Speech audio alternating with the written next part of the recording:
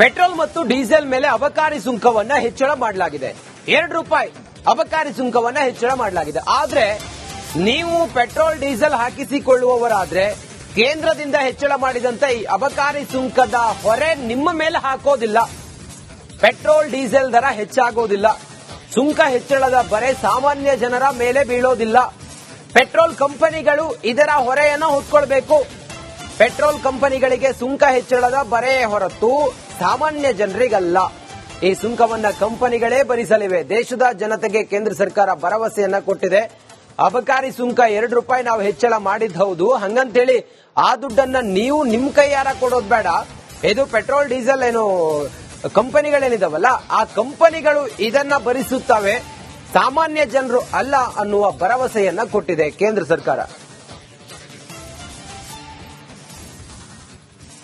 ನಾನು ಈ ಬೆಲೆ ಏರಿಕೆ ಬಗ್ಗೆ ಯಾವುದೇ ವಿಷಯದಲ್ಲಿ ಇಲ್ಲಿವರೆಗೆ ನಾನು ಯಾರನ್ನೂ ಅಟ್ಯಾಕ್ ಮಾಡಿಲ್ಲ, ಅದರ ಬಗ್ಗೆ ಪ್ರತಿಭಟನೆ ಮಾಡಿಲ್ಲ ಬೆಲೆ ಏರಿಕೆ ವಿಷಯದಲ್ಲಿ. ಆದರೂ ಒಂದು ದುಃಖಕರವಾದಂತ ವಿಷಯ, ಇವರು ಕೇಂದ್ರ ಸರ್ಕಾರದ ಮೇಲೆ ಹೇಳೋದು, ಅವರು ಈ ರಾಜ್ಯ ಸರ್ಕಾರದ ಮೇಲೆ ಹೇಳೋದು. ಇದನ್ನ ಜನ ತೀರ್ಮಾನ ಮಾಡಿ ಯಾವ ಕಾರಣಕ್ಕೆ ಈ ರೀತಿಯ ತೆರಿಗೆಯನ್ನು ಏರಿಕೆ ಮಾಡ್ತಾ ಇದ್ದಾರೆ. ಪೆಟ್ರೋಲ್ ಮತ್ತು ಡೀಸೆಲ್ ಮೇಲೆ ಅಬಕಾರಿ ಸುಂಕವನ್ನ ಹೆಚ್ಚಳ ಮಾಡಲಾಗಿದೆ. ₹2 ಅಬಕಾರಿ ಸುಂಕವನ್ನ ಹೆಚ್ಚಳ ಮಾಡಲಾಗಿದೆ. ಆದ್ರೆ ನೀವು ಪೆಟ್ರೋಲ್ ಡೀಸೆಲ್ ಹಾಕಿಸಿಕೊಳ್ಳುವವರಾದ್ರೆ ಕೇಂದ್ರದಿಂದ ಹೆಚ್ಚಳ ಮಾಡಿದಂತ ಈ ಅಬಕಾರಿ ಸುಂಕದ ಹೊರೆ ನಿಮ್ಮ ಮೇಲೆ ಹಾಕೋದಿಲ್ಲ. ಪೆಟ್ರೋಲ್ ಡೀಸೆಲ್ ದರ ಹೆಚ್ಚಾಗೋದಿಲ್ಲ. ಸುಂಕ ಹೆಚ್ಚಳದ ಬರೆ ಸಾಮಾನ್ಯ ಜನರ ಮೇಲೆ ಬೀಳೋದಿಲ್ಲ. ಪೆಟ್ರೋಲ್ ಕಂಪನಿಗಳು ಇದರ ಹೊರೆಯನ್ನು ಹೊತ್ಕೊಳ್ಬೇಕು. ಪೆಟ್ರೋಲ್ ಕಂಪನಿಗಳಿಗೆ ಸುಂಕ ಹೆಚ್ಚಳದ ಬರೆ ಹೊರತು ಸಾಮಾನ್ಯ ಜನರಿಗಲ್ಲ. ಈ ಸುಂಕವನ್ನ ಕಂಪನಿಗಳೇ ಭರಿಸಲಿವೆ. ದೇಶದ ಜನತೆಗೆ ಕೇಂದ್ರ ಸರ್ಕಾರ ಭರವಸೆಯನ್ನ ಕೊಟ್ಟಿದೆ. ಅಬಕಾರಿ ಸುಂಕ ₹2 ನಾವು ಹೆಚ್ಚಳ ಮಾಡಿದ್ದು ಹೌದು. ಹಂಗಂತೇಳಿ ಆ ದುಡ್ಡನ್ನ ನೀವು ನಿಮ್ ಕೈಯಾರ ಕೊಡೋದು ಬೇಡ. ಇದು ಪೆಟ್ರೋಲ್ ಡೀಸೆಲ್ ಏನು ಕಂಪನಿಗಳೇನಿದಾವಲ್ಲ ಆ ಕಂಪನಿಗಳು ಇದನ್ನ ಭರಿಸುತ್ತವೆ, ಸಾಮಾನ್ಯ ಜನರು ಅಲ್ಲ ಅನ್ನುವ ಭರವಸೆಯನ್ನ ಕೊಟ್ಟಿದೆ ಕೇಂದ್ರ ಸರ್ಕಾರ.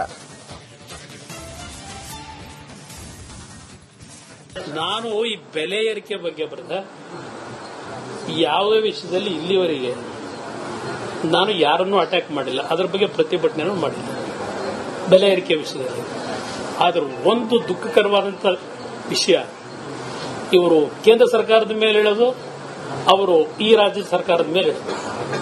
ಇದನ್ನ ಜನ ತೀರ್ಮಾನ ಮಾಡಿ ಯಾವ ಕಾರಣಕ್ಕೆ ಈ ರೀತಿಯ ತೆರಿಗೆಯನ್ನು ಏರಿಕೆ ಮಾಡ್ತಾ ಇದ್ದಾರೆ. ಪೆಟ್ರೋಲ್ ಮತ್ತು ಡೀಸೆಲ್ ಮೇಲೆ ಅಬಕಾರಿ ಸುಂಕವನ್ನ ಹೆಚ್ಚಳ ಮಾಡಲಾಗಿದೆ. ₹2 ಅಬಕಾರಿ ಸುಂಕವನ್ನ ಹೆಚ್ಚಳ ಮಾಡಲಾಗಿದೆ. ಆದ್ರೆ ನೀವು ಪೆಟ್ರೋಲ್ ಡೀಸೆಲ್ ಹಾಕಿಸಿಕೊಳ್ಳುವವರಾದ್ರೆ ಕೇಂದ್ರದಿಂದ ಹೆಚ್ಚಳ ಮಾಡಿದಂತ ಈ ಅಬಕಾರಿ ಸುಂಕದ ಹೊರೆ ನಿಮ್ಮ ಮೇಲೆ ಹಾಕೋದಿಲ್ಲ. ಪೆಟ್ರೋಲ್ ಡೀಸೆಲ್ ದರ ಹೆಚ್ಚಾಗೋದಿಲ್ಲ. ಸುಂಕ ಹೆಚ್ಚಳದ ಬರೆ ಸಾಮಾನ್ಯ ಜನರ ಮೇಲೆ ಬೀಳೋದಿಲ್ಲ. ಪೆಟ್ರೋಲ್ ಕಂಪನಿಗಳು ಇದರ ಹೊರೆಯನ್ನು ಹೊತ್ಕೊಳ್ಬೇಕು. ಪೆಟ್ರೋಲ್ ಕಂಪನಿಗಳಿಗೆ ಸುಂಕ ಹೆಚ್ಚಳದ ಬರೆ ಹೊರತು ಸಾಮಾನ್ಯ ಜನರಿಗಲ್ಲ. ಈ ಸುಂಕವನ್ನ ಕಂಪನಿಗಳೇ ಭರಿಸಲಿವೆ. ದೇಶದ ಜನತೆಗೆ ಕೇಂದ್ರ ಸರ್ಕಾರ ಭರವಸೆಯನ್ನ ಕೊಟ್ಟಿದೆ. ಅಬಕಾರಿ ಸುಂಕ ₹2 ನಾವು ಹೆಚ್ಚಳ ಮಾಡಿದ್ದು ಹೌದು. ಹಂಗಂತೇಳಿ ಆ ದುಡ್ಡನ್ನ ನೀವು ನಿಮ್ ಕೈಯಾರ ಕೊಡೋದು ಬೇಡ. ಇದು ಪೆಟ್ರೋಲ್ ಡೀಸೆಲ್ ಏನು ಕಂಪನಿಗಳೇನಿದಾವಲ್ಲ ಆ ಕಂಪನಿಗಳು ಇದನ್ನ ಭರಿಸುತ್ತವೆ, ಸಾಮಾನ್ಯ ಜನರು ಅಲ್ಲ ಅನ್ನುವ ಭರವಸೆಯನ್ನ ಕೊಟ್ಟಿದೆ ಕೇಂದ್ರ ಸರ್ಕಾರ. ನಾನು ಈ ಬೆಲೆ ಏರಿಕೆ ಬಗ್ಗೆ ಯಾವುದೇ ವಿಷಯದಲ್ಲಿ ಇಲ್ಲಿವರೆಗೆ ನಾನು ಯಾರನ್ನೂ ಅಟ್ಯಾಕ್ ಮಾಡಿಲ್ಲ, ಅದರ ಬಗ್ಗೆ ಪ್ರತಿಭಟನೆ ಮಾಡಿಲ್ಲ ಬೆಲೆ ಏರಿಕೆ ವಿಷಯದಲ್ಲಿ. ಆದರೂ ಒಂದು ದುಃಖಕರವಾದಂತ ವಿಷಯ, ಇವರು ಕೇಂದ್ರ ಸರ್ಕಾರದ ಮೇಲೆ ಹೇಳೋದು, ಅವರು ಈ ರಾಜ್ಯ ಸರ್ಕಾರದ ಮೇಲೆ ಹೇಳೋದು. ಇದನ್ನ ಜನ ತೀರ್ಮಾನ ಮಾಡಿ ಯಾವ ಕಾರಣಕ್ಕೆ ಈ ರೀತಿಯ ತೆರಿಗೆಯನ್ನು ಏರಿಕೆ ಮಾಡ್ತಾ ಇದ್ದಾರೆ. ಪೆಟ್ರೋಲ್ ಮತ್ತು ಡೀಸೆಲ್ ಮೇಲೆ ಅಬಕಾರಿ ಸುಂಕವನ್ನ ಹೆಚ್ಚಳ ಮಾಡಲಾಗಿದೆ. ₹2 ಅಬಕಾರಿ ಸುಂಕವನ್ನ ಹೆಚ್ಚಳ ಮಾಡಲಾಗಿದೆ. ಆದ್ರೆ ನೀವು ಪೆಟ್ರೋಲ್ ಡೀಸೆಲ್ ಹಾಕಿಸಿಕೊಳ್ಳುವವರಾದ್ರೆ ಕೇಂದ್ರದಿಂದ ಹೆಚ್ಚಳ ಮಾಡಿದಂತ ಈ ಅಬಕಾರಿ ಸುಂಕದ ಹೊರೆ ನಿಮ್ಮ ಮೇಲೆ ಹಾಕೋದಿಲ್ಲ. ಪೆಟ್ರೋಲ್ ಡೀಸೆಲ್ ದರ ಹೆಚ್ಚಾಗೋದಿಲ್ಲ. ಸುಂಕ ಹೆಚ್ಚಳದ ಬರೆ ಸಾಮಾನ್ಯ ಜನರ ಮೇಲೆ ಬೀಳೋದಿಲ್ಲ. ಪೆಟ್ರೋಲ್ ಕಂಪನಿಗಳು ಇದರ ಹೊರೆಯನ್ನು ಹೊತ್ಕೊಳ್ಬೇಕು. ಪೆಟ್ರೋಲ್ ಕಂಪನಿಗಳಿಗೆ ಸುಂಕ ಹೆಚ್ಚಳದ ಬರೆ ಹೊರತು ಸಾಮಾನ್ಯ ಜನರಿಗಲ್ಲ. ಈ ಸುಂಕವನ್ನ ಕಂಪನಿಗಳೇ ಭರಿಸಲಿವೆ. ದೇಶದ ಜನತೆಗೆ ಕೇಂದ್ರ ಸರ್ಕಾರ ಭರವಸೆಯನ್ನ ಕೊಟ್ಟಿದೆ. ಅಬಕಾರಿ ಸುಂಕ ₹2 ನಾವು ಹೆಚ್ಚಳ ಮಾಡಿದ್ದು ಹೌದು. ಹಂಗಂತೇಳಿ ಆ ದುಡ್ಡನ್ನ ನೀವು ನಿಮ್ ಕೈಯಾರ ಕೊಡೋದು ಬೇಡ. ಇದು ಪೆಟ್ರೋಲ್ ಡೀಸೆಲ್ ಏನು ಕಂಪನಿಗಳೇನಿದಾವಲ್ಲ ಆ ಕಂಪನಿಗಳು ಇದನ್ನ ಭರಿಸುತ್ತವೆ, ಸಾಮಾನ್ಯ ಜನರು ಅಲ್ಲ ಅನ್ನುವ ಭರವಸೆಯನ್ನ ಕೊಟ್ಟಿದೆ ಕೇಂದ್ರ ಸರ್ಕಾರ. ನಾನು ಈ ಬೆಲೆ ಏರಿಕೆ ಬಗ್ಗೆ ಯಾವುದೇ ವಿಷಯದಲ್ಲಿ ಇಲ್ಲಿವರೆಗೆ ನಾನು ಯಾರನ್ನೂ ಅಟ್ಯಾಕ್ ಮಾಡಿಲ್ಲ, ಅದರ ಬಗ್ಗೆ ಪ್ರತಿಭಟನೆ ಮಾಡಿಲ್ಲ ಬೆಲೆ ಏರಿಕೆ ವಿಷಯದಲ್ಲಿ. ಆದರೂ ಒಂದು ದುಃಖಕರವಾದಂತ ವಿಷಯ, ಇವರು ಕೇಂದ್ರ ಸರ್ಕಾರದ ಮೇಲೆ ಹೇಳೋದು, ಅವರು ಈ ರಾಜ್ಯ ಸರ್ಕಾರದ ಮೇಲೆ ಹೇಳೋದು. ಇದನ್ನ ಜನ ತೀರ್ಮಾನ ಮಾಡಿ ಯಾವ್ಯಾವ ಕಾರಣಕ್ಕೆ ಈ ರೀತಿಯ ತೆರಿಗೆಯನ್ನ ಏರಿಕೆ ಮಾಡ್ತಾ ಇದ್ದಾರೆ. ಪೆಟ್ರೋಲ್ ಮತ್ತು ಡೀಸೆಲ್ ಮೇಲೆ ಅಬಕಾರಿ ಸುಂಕವನ್ನ ಹೆಚ್ಚಳ ಮಾಡಲಾಗಿದೆ.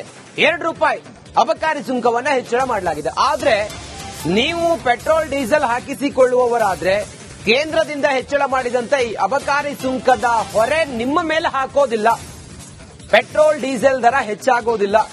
ಸುಂಕ ಹೆಚ್ಚಳದ ಬರೆ ಸಾಮಾನ್ಯ ಜನರ ಮೇಲೆ ಬೀಳೋದಿಲ್ಲ. ಪೆಟ್ರೋಲ್ ಕಂಪನಿಗಳು ಇದರ ಹೊರೆಯನ್ನು ಹೊತ್ಕೊಳ್ಬೇಕು. ಪೆಟ್ರೋಲ್ ಕಂಪನಿಗಳಿಗೆ ಸುಂಕ ಹೆಚ್ಚಳದ ಬರೆ ಹೊರತು ಸಾಮಾನ್ಯ ಜನರಿಗಲ್ಲ. ಈ ಸುಂಕವನ್ನ ಕಂಪನಿಗಳೇ ಭರಿಸಲಿವೆ. ದೇಶದ ಜನತೆಗೆ ಕೇಂದ್ರ ಸರ್ಕಾರ ಭರವಸೆಯನ್ನ ಕೊಟ್ಟಿದೆ. ಅಬಕಾರಿ ಸುಂಕ ₹2 ನಾವು ಹೆಚ್ಚಳ ಮಾಡಿದ್ದು ಹೌದು. ಹಂಗಂತೇಳಿ ಆ ದುಡ್ಡನ್ನ ನೀವು ನಿಮ್ ಕೈಯಾರ ಕೊಡೋದು ಬೇಡ. ಇದು ಪೆಟ್ರೋಲ್ ಡೀಸೆಲ್ ಏನು ಕಂಪನಿಗಳೇನಿದಾವಲ್ಲ ಆ ಕಂಪನಿಗಳು ಇದನ್ನ ಭರಿಸುತ್ತವೆ, ಸಾಮಾನ್ಯ ಜನರು ಅಲ್ಲ ಅನ್ನುವ ಭರವಸೆಯನ್ನ ಕೊಟ್ಟಿದೆ ಕೇಂದ್ರ ಸರ್ಕಾರ. ನಾನು ಈ ಬೆಲೆ ಏರಿಕೆ ಬಗ್ಗೆ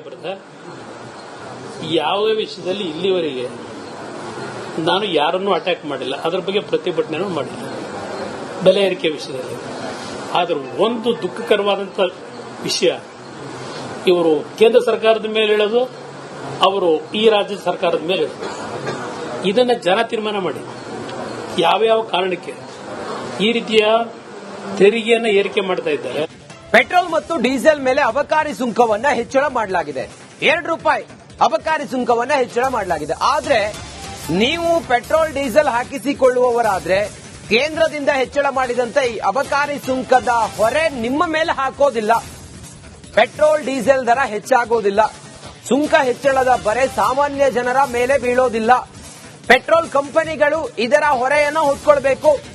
ಪೆಟ್ರೋಲ್ ಕಂಪನಿಗಳಿಗೆ ಸುಂಕ ಹೆಚ್ಚಳದ ಬರೆ ಹೊರತು ಸಾಮಾನ್ಯ ಜನರಿಗಲ್ಲ. ಈ ಸುಂಕವನ್ನ ಕಂಪನಿಗಳೇ ಭರಿಸಲಿವೆ. ದೇಶದ ಜನತೆಗೆ ಕೇಂದ್ರ ಸರ್ಕಾರ ಭರವಸೆಯನ್ನ ಕೊಟ್ಟಿದೆ.